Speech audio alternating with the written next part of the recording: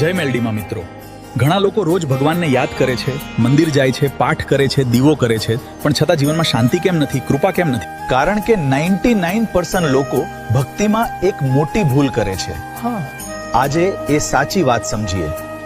આજકાલ ઘણા લોકો ભક્તિ દિલથી નહીં પણ દેખાવ માટે કરે છે, પણ ભગવાનને દેખાવો નહીં, દિલ જોઈએ.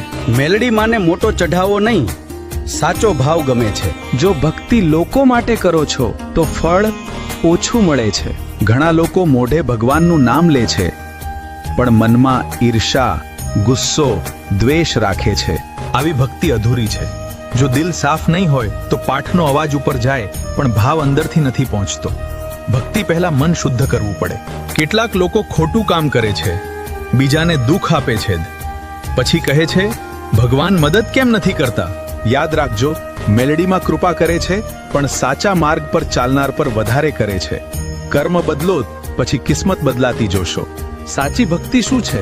સાચી ભક્તિ એટલે દિલમાં વિશ્વાસ, વાણીમાં મીઠાશ, કર્મમાં સચ્ચાઈ અને મુશ્કેલીમાં ધીરજ. જ્યારે સમય ખરાબ હોય ત્યારે પણ ભગવાન પર વિશ્વાસ રહે, એ જ સાચી ભક્તિ છે.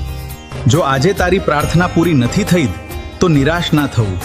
ક્યારેક ભગવાન મોડું આપે છે પણ સારું આપે છે.